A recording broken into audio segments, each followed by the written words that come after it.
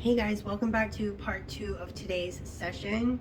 So we're on page 376, Surah 26, and we're at Ayah 208, inshallah. Bismillahirrahmanirrahim. We have never destroyed a society without warners, to remind them, for we would never wrong anyone. It was not the devils who brought this Quran down.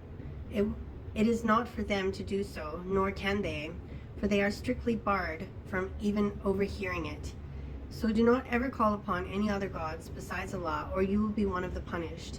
And warn all, starting with your closest relatives, and be gracious to the believers who follow you. But if they disobey you, I am certainly free of what you do. Put your trust in the Almighty, most merciful, who sees you when you rise for prayer at night, as well as your movements in prayer along with fellow worshippers. He alone is indeed all-hearing, all-knowing. Shall I inform you of whom the devils actually descend upon? They descend upon every sinful liar who gives an attentive ear to half-truths, mostly passing on sheer lies. As for poets, they are followed merely by deviants. Do you not see how they rant in every field, only saying what they never do? Except those who believe, do good, remember Allah often, and poetically avenge the believers after being wrongfully slandered. The wrongdoers will come to know what evil end they will meet. Okay, that was it for the poets, the surah called the poets. So now we're on surah number 27. Just bear with me. It's called An-Naml. An-Naml. Ant. The ant. The ant. That's what it means. The ant. Okay, so we're on page 377, and we're starting Surah 27, Surah An-Naml. Okay, Bismillahirrahmanirrahim. Ta-Seen. These are the verses of the Quran, the clear book. It is a guide and good news for the believers, those who establish prayer, pay alms tax, and have sure faith in the hereafter. As for those who do not believe in the hereafter, we have certainly made their evil deeds appealing to them, so they wander blindly. It is they who will suffer a dreadful torment, and in the hereafter they will truly be the greatest losers. And indeed, O Prophet, you, O Prophet, are receiving the Quran from the one who is all-wise, all-knowing. Remember when Moses said to his family, I have spotted a fire. I will either bring you some directions from there, or a burning torch, so you may warm yourselves. But when he came to it, he was called by Allah, blessed is the one at the fire, and whoever is around it. Glory be to Allah, the Lord of all worlds. O Moses, it is truly I am Allah, the Almighty, all-wise. Now throw down your staff. But when he saw it slithering like a snake, he ran away without looking back. Allah reassured him, O Moses, do not be afraid. Messengers should have no fear in my presence. Fear is only for those who do wrong. But if they later mend their evil ways with good, then I am certainly all-forgiving, most merciful. Now put your hand through the opening of your collar. It will come out shining white, unblemished. These are 2 of 9 signs for Pharaoh and his people. They have truly been a rebellious people. But when our enlightening signs came to them, they said, this is pure magic. Page 378, Ayah 14. And although their hearts were convinced the signs were true, they still denied them wrongfully and arrogantly. See then what was the end of the corruptors. Indeed, we granted knowledge to David and Solomon, and they said in acknowledgement, all praise is for Allah, who has privileged us over many of his faithful servants. And David was succeeded by Solomon, who said, O people, we have been taught the language of birds, and been given everything we need. This is indeed a great privilege. Solomon's forces of jinn, humans, and birds were rallied for him, perfectly organized. And when they came across a valley of ants, an ant warned, O ants, go quickly into your homes, so Solomon and his armies do not crush you unknowingly. So Solomon smiled in amusement at her words and prayed, My Lord, inspire me to always be thankful for your favors which you have blessed me and my parents with, and to do good deeds that please you. Admit me, by your mercy, into the company of your righteous servants." One day he inspected the birds and wondered, why is it that I cannot see the hoopoe, I think it's the hoopoe, or could he be absent? The hoopoe is a type of bird. "I will surely subject him to a severe punishment, or even slaughter him, unless he brings me a compelling excuse." It was not long before the bird came and said, "I have found out something you do not know.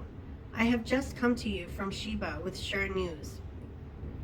All right, page 379, ayah 23. "Indeed, I found a woman ruling over them, who has been given everything she needs and who has a magnificent throne. I found her and her people prostrating to the sun instead of Allah. For Satan has made their deeds appealing to them, hindering them from the right way and leaving them unguided. So they do not prostrate to Allah, who brings forth what is hidden in the heavens and the earth, and knows what you all conceal and what you reveal. He is Allah. There is no God worthy of worship except Him, the Lord of the mighty throne." Solomon said, "We will see whether you are telling the truth or lying. Go with this letter of mine and deliver it to them. Then stand aside and see how they will respond." The queen later announced, "O chiefs, indeed a noble letter has been delivered to me. It is from Solomon, and it reads, 'In the name of Allah, the most compassionate, most merciful. Do not be arrogant with me, but come to me fully submitting to Allah.'" She said, "O chiefs, advise me in this matter of mine, for I would never make any decision without you." They responded, "We are a people of strength and great military might, but the decision is yours, so decide what you will command." She reasoned, "Indeed, when kings invade a land, they ruin it and debase its nobles. They really do so. But I will certainly send him a gift and see what response my envoys will return with." Okay, page 380, ayah 36. When the chief envoy came to him, Solomon said, "Do you offer me wealth? What Allah has granted me is far greater than what He has granted you. No, it is you who rejoice in receiving gifts. Go back to them, for we will certainly mobilize against them forces which they can never resist, and we will drive them out from there in disgrace, fully humbled." Solomon asked, "O chiefs, which of you can bring me her throne before they come to me in full submission?" One mighty jinn responded, "I can bring it to you before you rise from this council of yours, and I am quite strong and trustworthy for this task." But the one who had knowledge of the scripture said, "I can bring it to you in the blink of an eye."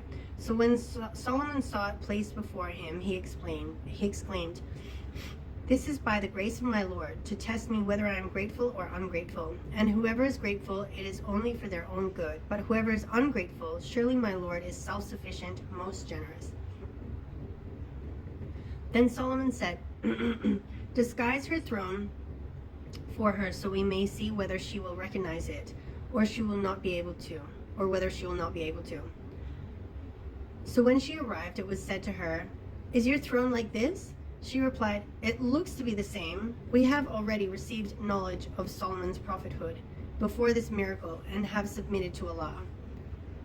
But she had been hindered by what she used to worship instead of Allah, for she was indeed a disbelieving people. Then she was told, "Enter the palace." But when she saw the hall, she thought it was a body of water, so she bared her legs. Solomon said, "It is just a palace paved with crystal." At last she declared, "My Lord, I have certainly wronged my soul. Now I fully submit myself along with Solomon to Allah, the Lord of all worlds." Okay. Page 381, ayah 45. "And we certainly sent to the people of Thamud their brother Salih, proclaiming, 'Worship Allah,' but they suddenly split into two opposing groups. He urged the disbelieving group, 'O my people, why do you seek to hasten the torment rather than grace? If only you sought Allah's forgiveness, so you may be shown mercy.' They replied, 'You and your followers are a bad omen for us.' He responded, 'Your omens are destined by Allah. In fact, you are only a people being tested.' And there were in the city 9 elite men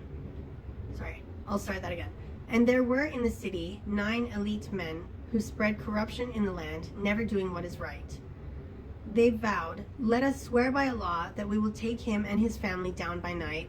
Then we will certainly say to his closest heirs, 'We did not witness the murder of his family. We are definitely telling the truth.'"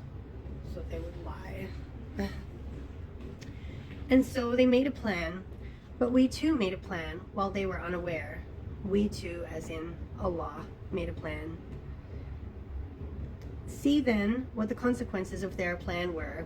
We utterly destroyed them and their people altogether. So their homes are there, but completely ruined because of their wrongdoing. Surely in this is a lesson for people of knowledge. And we delivered those who were faithful and were mindful of Allah. And remember Lot when he rebuked the men of his people. Do you commit that shameful deed while you can see one another? Do you really lust? That means they have no shame. Do you really lust after men instead of women? In fact, you are only a people acting ignorantly. Page 382, ayah 56. But his people's only response was to say, "Expel Lot's followers from our land. They are a people who wish to remain chaste," as though being chaste is a bad thing. So we delivered him and his family except his wife. We had destined her to be one of the doomed. And we poured upon them a rain of brimstone. How evil was the rain of those who had been warned. Say, O Prophet, praise be to Allah, and peace be upon the servants he has chosen. Ask the disbelievers, which is better, Allah or whatever gods they associate with him? Or ask them, who created the heavens and the earth, and sends down rain for you from the sky, by which we cause delightful gardens to grow? You could never cause their trees to grow. Was it another God besides Allah? Absolutely not. But there are people who set up equals to Allah. Or ask them, who made the earth a place of settlement, caused rivers to flow through it, placed firm mountains upon it, and set a barrier between fresh and salt bodies of water? Was it another God besides Allah? Absolutely not, but most of them do not know. Or ask them, who responds to the distressed when they cry to him, relieving their affliction, and who makes you successors in the earth? Is it another God besides Allah? Yet you are hardly mindful. Or ask them, who guides you in the darkness of the land and sea, and sends the winds ushering in his mercy? Is it another God besides Allah? Exalted is Allah above what they associate with him. Page 383, ayah 64. Or ask them, who originates the creation, then resurrects it, and gives you provisions from the heavens and the earth? Is it another God besides Allah? Say, O Prophet, show me your proof if what you say is true. Say, O Prophet, sorry.